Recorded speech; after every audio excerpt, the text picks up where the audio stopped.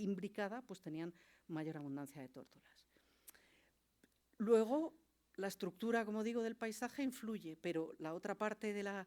Y ya digo, es verdad que la intensificación lo que hace es homogeneizar y eso es negativo, pero más allá de la homogenización, llegamos a la segunda parte, que es más deprimente, que es el impacto de insumos, y empezando con ellos los de fertilizantes, los nitratos.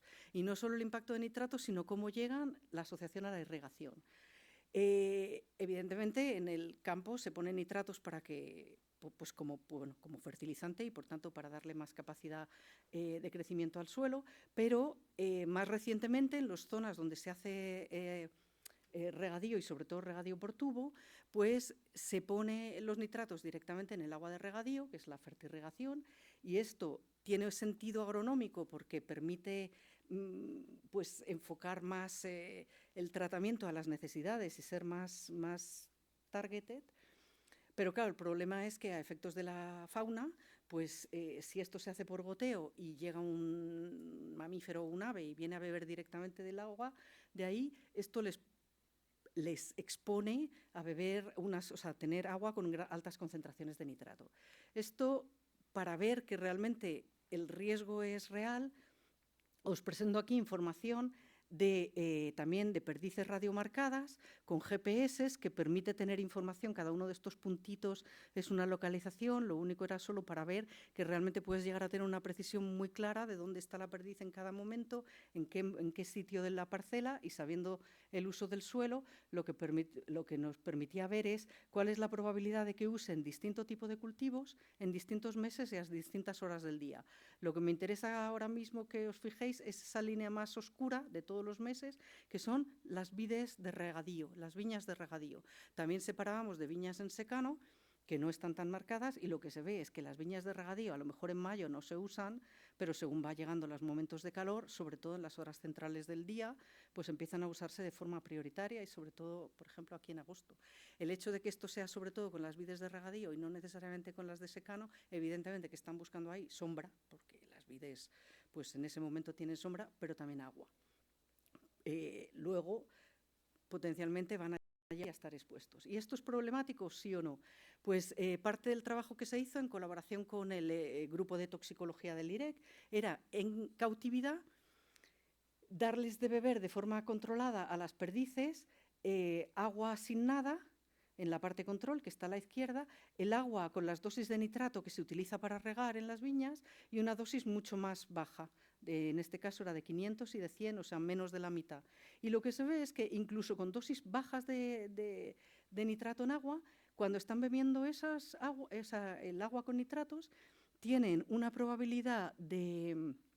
O sea, tienen unos parámetros metabólicos que indican una menor respuesta inmune. En este caso era, que es que además,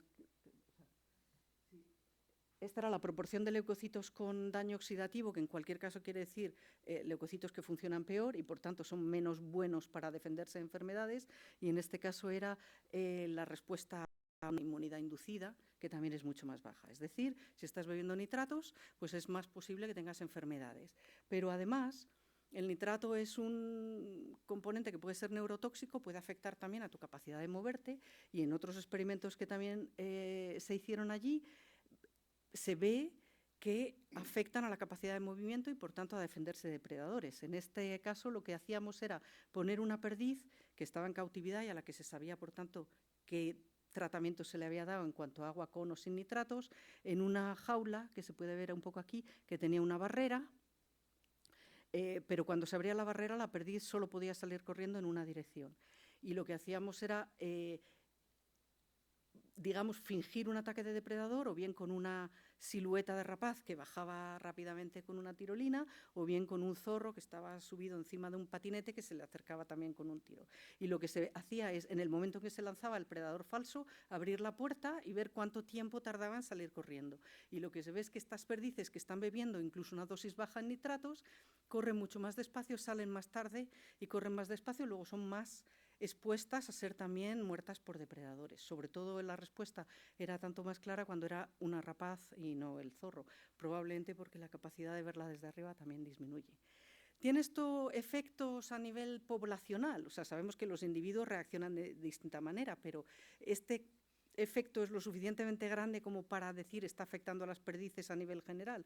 Bueno, pues estos datos lo sugieren. Era también un trabajo que habíamos hecho en todo Castilla-La Mancha, igualmente con datos recogidos por los guardas medioambientales de la Junta a lo largo de muchos años. Eran 12 años de estudio y lo que veíamos era la abundancia y las tendencias poblacionales de cada uno de los sitios monitorizados en función de una serie de variables de uso de suelo. Aquí solo presento uno, es un resultado parcial, pero lo que indica es que la abundancia disminuía en cada una de estas zonas cuanto más grande era la disponibilidad de viñas de regadío, pero además esta disminución era particularmente marcada en la línea azul en las zonas que no estaban consideradas como de riesgo de nitratos. Y en estas zonas es donde la cantidad de nitrato que se usa no se regula. Mientras que en las zonas amarillas, que se consideran zonas problemáticas, hay una regulación mucho mayor de cuánto nitrato se puede poner en agua y en general está más negativo. Es decir, en las zonas no reguladas, pues tienes una abundancia de perdices menor que la que te esperarías por el hábitat que hay, etcétera, etcétera. Si esto es el tema de fertilizantes, pues si nos vamos al de fitosanitarios, pues más de lo mismo.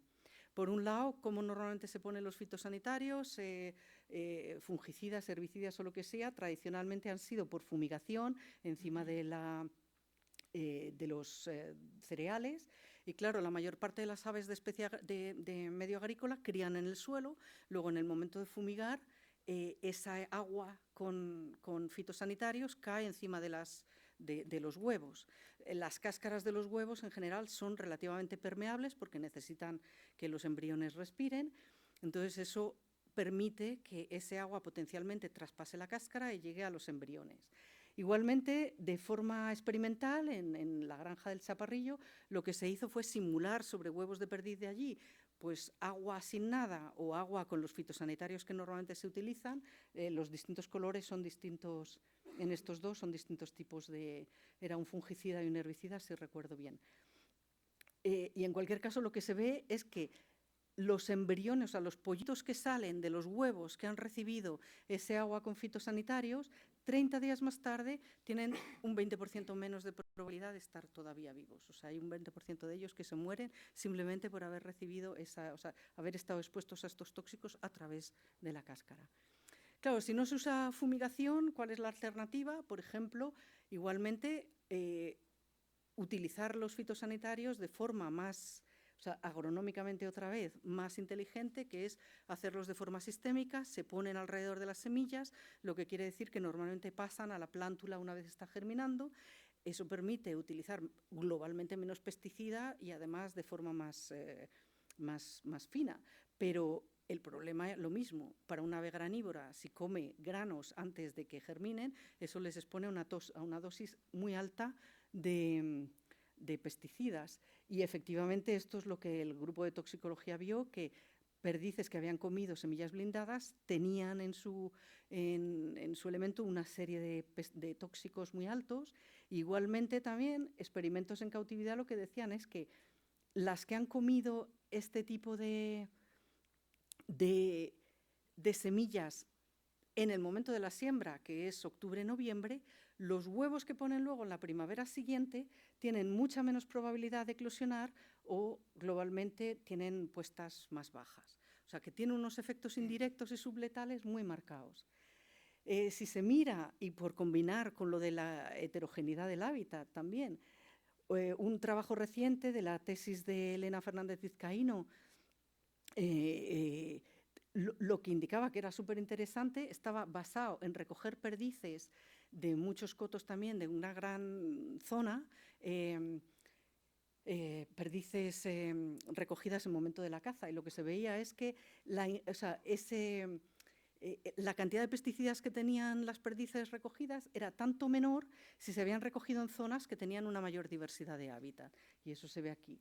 O sea, el nivel de pesticidas baja en función de que hubiera una mayor diversidad de hábitats aquí o una mayor de pastos naturales. ¿Y por qué esto? Porque esas perdices que estaban recogidas en este tipo de hábitats tenían una mayor diversidad de semillas en el buche, o sea, tienen una diversidad de dieta mucho más elevada. Es decir, están comiendo semillas blindadas fundamentalmente cuando no les queda otra alternativa. Si tienes hábitats más diversos, tienes una mayor diversidad de recursos tróficos y en realidad los prefieren. Por pasar a la segunda parte, entonces, que es la parte de gestión cinegética. Viendo que el medio agrícola efectivamente va mal, muchos de los casos lo que se está intentando hacer es bueno, vamos a compensar de forma artificial este tipo de cosas para intentar mejorar las poblaciones. Hace ya años también hicimos un estudio a base de preguntar directamente, o sea, de cuantificar a través de los cotos qué es lo que hacen y en qué medida, y lo que se ve es que las medidas más frecuentes, con mucho, es poner comederos y bebederos, hacer control de depredadores y hacer, en algunos casos, sueltas y repoblaciones, que eso sea en el caso de perdices o en el caso de codornices, y de hecho se está intentando evaluar y hay solicitudes para hacerlo con tórtolas recientemente. En parte porque estas son las medidas que los gestores tienen más capacidad de hacer, porque hacer medidas directamente sobre la gestión agrícola implica tener contactos, o bien ser agricultores ellos mismos, o bien tener acceso a tener ese tipo de gobernanza que en general no hay. Entonces, si estas son las más comunes, la primera pregunta que surge es, ¿sirven para lo que se quiere, que es para que les vaya mejor? Pues en el trabajo que mencionaba antes, lo que hicimos, como decía, es comparar la abundancia de perdiz y también la productividad, no solo en función del hábitat, sino en función de la intensidad con la que se hacía cada uno de estos manejos. Y lo que en realidad encontrábamos es que sí que hay una relación positiva con la densidad de comederos o bebederos, pero no había ningún tipo de relación con la intensidad del control de depredadores y, de hecho, había una relación negativa con la intensidad de sueltas de perdiz de granja, incluso cuando controlábamos por el tipo de hábitat que había en el coto. En parte, esto, el no encontrar relación con el control de depredadores, viene, y pongo aquí solo unas pinceladas de estudios que hemos realizado más tarde, es porque, en parte, cuando se hace de control de depredadores, depende más de los recursos económicos disponibles que tiene el coto y también de las percepciones que con la realidad, que con la necesidad real ecológica de cuántos depredadores hay. Además, sabemos que el efecto de alterar la comunidad de depredadores puede depender de la riqueza o de la estructura de los mismos depredadores y que, de hecho, eliminar algunas especies puede tener efectos negativos porque te aumenten los depredadores con los que compiten. Y, por otro lado, más recientemente también el Grupo de Ecología con Toxicología han estado valorando el impacto de medidas no letales para disminuir la depredación sin tener que reducir el número de depredadores y eso puede ser más eficaz. En el caso de sueltas, como decía también, son los resultados del otro trabajo que sacaba de todo, lo que veíamos era, decía antes, incluso si tenemos en cuenta el hábitat y el clima, lo que se ve aquí es que el ratio de jóvenes adultos, es decir, la productividad, es mucho más bajo esto en todas aquellas zonas, esto era a nivel provincial, en las provincias en las que tenían intensidades de sueltas mucho más altas que en las que no lo tenían. Y en parte esto es porque también hace años que se conoce que las sueltas de perdices de granja están asociadas a una mayor tasa de hibridación, a una mayor tasa de prevalencia de enfermedades en las perdices silvestres e incluso con una mayor probabilidad de mortalidad por caza de las perdices silvestres, en parte porque la presión de caza se ajusta a lo soltado, y a esto vengo después. Pero si nos vamos a tórtolas ahora, igualmente también la gestión más común para favorecer a las tórtolas, para intentar compensar, digamos, la pérdida de calidad del hábitat de los medios agrarios es provisión de grano, no tanto en comederos en este caso como suelto por el campo, o sea, vamos, esparcido en zonas abiertas. Pero esto también hay otros trabajos que lo que muestran es que no se sabe bien si favorece o no favorece la reproducción de las tórtolas, pero lo que sí que se sabe es que aumenta la presión cinegética, sobre todo de los juveniles del año, con lo cual estás, en cualquier caso, perdiendo un beneficio por el otro. Y volvía al punto último, es de, al final, a nivel de gestión cinegética, una parte de la gestión muy importante es saber si lo que se está cazando está ajustado a lo que la población puede sostener y, por tanto, o sea, la abundancia. Y En el caso de la perdiz, parte del trabajo que hacíamos comparando diversos cotos, preguntando directamente, haciendo nosotros medidas de abundancia, pero luego cotejando con lo que habían cazado por detrás, o sea, por después, el mismo año, lo que se ve es que, sí, claro, en los cotos donde hay más perdices, pues globalmente sí, esto es una relación significativa, pero lo que se ve es que el ajuste no es muy bueno, sobre todo cuando la abundancia es baja. Hay sitios donde la abundancia es baja, donde se caza mucho más que lo que te esperarías por esta abundancia, etcétera. Luego, claramente hay situaciones en las que puede dar lugar a sobrecaza. ¿Y por qué es esto? En parte, porque trabajo que hicimos también de forma de los estudios sociales, intentando, en este caso era con reuniones de grupo, con los gestores, preguntándoles directamente cómo evaluáis vosotros, cuáles son las fuentes de información que usáis para decidir cómo hacer, etcétera. Básicamente, lo que respondían es que la abundancia se estima de forma no precisa. Había comentarios de tipo, bueno, se sabe lo que hay, si vemos muchas polladas este año, sabemos que es un año bueno, luego voy un poquito más que el año pasado, si este año veo pocas polladas, pues reduzco un poco con respecto al año anterior. Y de hecho, parte de este trabajo también lo que mostraba es que el cuánto se caza a veces se decide directamente durante la temporada cinegética. O sea, con esta abundancia poco precisa a finales de verano se decide, pues este año vamos a hacer tantos días de caza. Y luego, cuando has empezado a cazar, se dicen, uy, los cazadores están viniendo con menos de lo que esperaríamos, pues reduzco. Pues claro, esta decisión puede ser ya demasiado tarde para ajustarlo a lo que realmente había, que es lo que tienes que hacer, que es aquí. Y si vamos a Tórtola, pues 3/4 de lo mismo. El problema es que estas estimas poco precisas, se ha hablado esta mañana mucho de las percepciones y de si las percepciones son el reflejo de la realidad o no y de qué cosas están influidas. Y efectivamente, en parte de lo que pueden estar influidos es en tu deseo de lo que quieres que ocurra. Y esto era un trabajo también que hemos hecho recientemente en unos 900 cotos del sur de España que cazaban tórtolas, y lo que vemos aquí es que en aquellos cotos que normalmente cazan bastante, más de 200 tórtolas por año, les preguntamos cuál era la percepción de las tendencias poblacionales y en general son estos cotos que cazan mucho los que tienden a pensar que las poblaciones van bien o que están estables o que incluso han ido en aumento, cosa que sabemos que no es el caso. Puede ser por una cuestión de percepción o porque la gestión que hagan de poner grano lo que está haciendo es atraer a tórtolas de otras zonas donde la abundancia local o la percepción de la abundancia local ya no refleja la abundancia real a mayor escala, en este caso que era de migratoria. De hecho, esto se asocia también al hecho de que en este caso, y volvemos al punto primero, claro, son especies que fundamentalmente son agrícolas y donde sabemos que les está afectando todo lo que mencionaba al principio. El problema es la caza, el problema es la agricultura. Esto también genera, digamos, una tensión interna dentro del colectivo. Solo quiero que os fijéis en los colores de esta segunda línea, porque el resto no se lee, pero cuanto más verde es, más estoy de acuerdo, cuanto más rojo es, más estoy en desacuerdo. O sea, el rojo estoy muy en desacuerdo, y esto era la respuesta a una pregunta de no sirve de nada dejar de cazar si no se están haciendo cosas en, en el hábitat. Y globalmente todos los cazadores de tórtola estaban de acuerdo en que para qué dejar de cazar si el problema es la agricultura. Mientras no haya estas medidas, mientras no podamos cambiar la estructura del paisaje, solo le corresponde a otro, ¿no?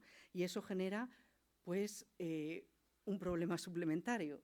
Entonces, por concluir ahí, ¿cuáles son los retos de la gestión de aves de medio agrario? Pues yo diría pocos, pero graves. Uno de ellos, como decía al principio, si una parte importante del problema es la estructura del paisaje, ¿cómo se gestiona eso? ¿Cómo se gestiona la estructura del paisaje, sobre todo en un medio agrario donde es una multiplicidad de propietarios?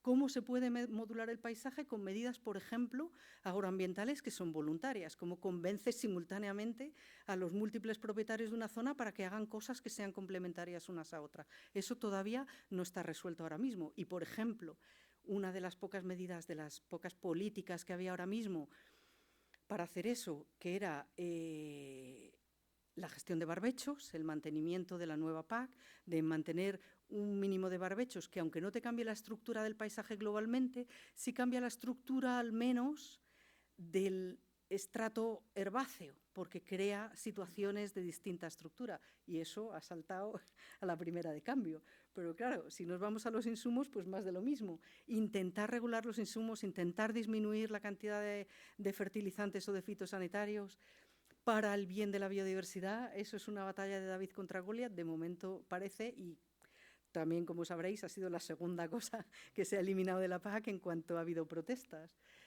Pero en cualquier caso, si nos centramos en el tema de cinegéticas, o sea, esas dos cosas realmente afectan a todas las aves del medio agrario, que están todas ellas afectadas por esta primera parte. Pero si nos vamos a las especies cinegéticas, sí que hay una parte en decir, es verdad que hay un problema gordo que es la gestión del hábitat, pero sabemos que está el otro, donde realmente tampoco se está haciendo lo suficientemente bien, que es en la gestión cinegética. Y en esa parte sí que podemos actuar. Y es verdad que en muchas especies estamos llegando a una situación donde el inicio, o sea, el iniciador del declive era el cambio en el medio agrario, pero estamos llegando a una situación donde la presión cinegética está tan desajustada que empieza a ser más relevante para indicar cómo van las poblaciones. Y ese es el caso, desde luego, de la perdiz y la tórtola. Y parte viene de esa última diapo que os había puesto. Es ya de, el mundo agrario está tan mal que al menos, pues déjame a mí lo mío, ¿no? Entonces, ¿cómo conseguir convencer de la importancia de que se regule la caza, aunque siga sin estar resuelto la parte de medidas agrícolas?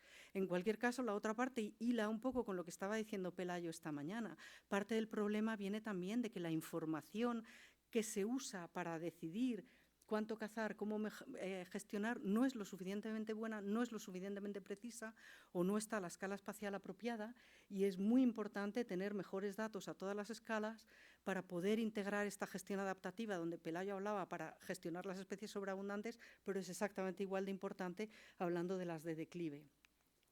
Solo decir que evidentemente he hablado yo, pero todos los trabajos que he presentado ha intervenido un nutrido elenco de personas, no solo del IREC, sino de fuera. Y gracias a todos, y si tenéis preguntas, pues a vuestra disposición.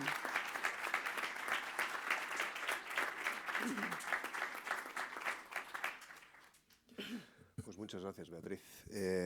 Os traslado la pregunta. ¿Tenéis alguna pregunta?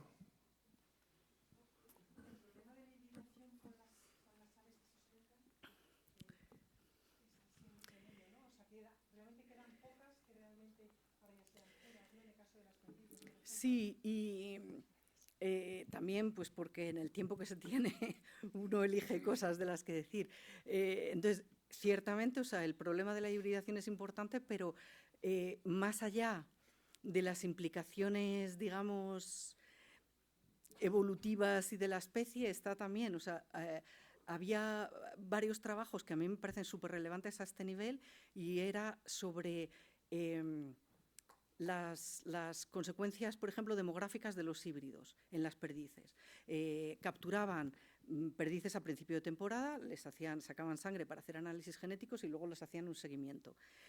Las perdices que tenían más genes híbridos, o sea, más genes de chúcar, una proporción más alta de genes de chúcar, esas tenían un tamaño de puesta algo más grande, yo creo que de media 2 huevos más grandes, porque la chúcar se elige justamente porque es mejor en granja, porque es más productiva y ese tipo de cosas, es más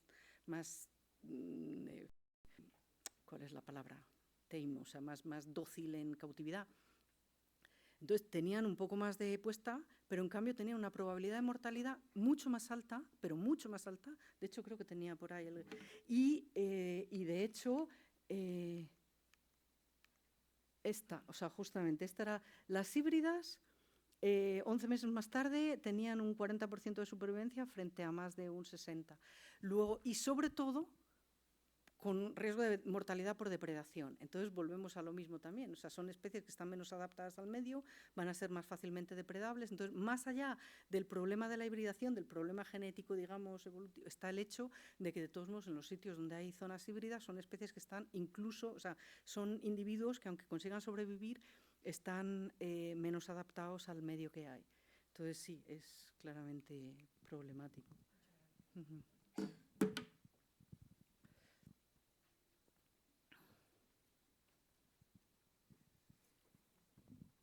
Hola, muchas gracias, Beatriz. Me ha gustado un montón tu charla, súper didáctica. Y bueno, yo la hubiese titulado Crónica de una muerte anunciada o algo así. Yo es que siempre que veo este tipo de exposiciones con estos trabajos, o sea, me llama mucho la atención en qué medida hemos normalizado un escenario donde se está llenando el campo de químicos y de una intensificación tan brutal que es que vamos a un colapso ya del cortejo de aves agrarias. Aquí en la Comunidad de Madrid, con los datos que manejamos, ya se nos están extinguiendo localmente según qué especies. Tuvimos una reunión hace un par de meses con cazadores de la zona sureste, con representantes de los cotos de caza, y bueno, pues cotos históricos que pueden tener 10 o 15.000 hectáreas, hablándonos de que les quedaban 4 o 5 bandos de perdices. Entonces, si tú te planteas las preguntas clave y dices, ¿en qué escenario estaremos en 10 años? Pues en extinciones locales generalizadas, sobre todo con las terrestres. A lo mejor la tórtola Sí. no sufre tanto la intensificación, es más una disponibilidad de alimento, pero yo quería ir a tu última diapositiva, si no te importa, es que no quiero extenderme en el rapapolvo y quiero ir a las preguntas. Sí. El tema que has puesto de los Sí, retos, sí, ¿no? Pero a Más que ver, nada porque aprovechando que ha dado es que, a ver, a mí una de las cosas que me deprime también, o sea, yo tenía mucha experiencia en esta nueva PAC, ¿eh? Y ya digo, es que han sido como pa, y luego pa, del otro lado, ¿no? No, claro. Entonces, así, y claro, a mí una de las cosas que más me deprime, si lo pienso en punto realista, no es tanto que le vaya mal a las especies de medio agrario, quiero decir que, como ha presentado también antes María, uno asume que, aunque evidentemente yo lo sé y probablemente todos vosotros también, lo importante que es mantener ecosistemas sanos y lo importante que es mantener una biodiversidad y todo, eso es un poco abstracto para la gente normal. Entonces, es verdad que dices, bueno, yo tenía a mi madre que decía, si a mí esto de la conservación me parece muy bien, pero cuando haya hospitales para todos.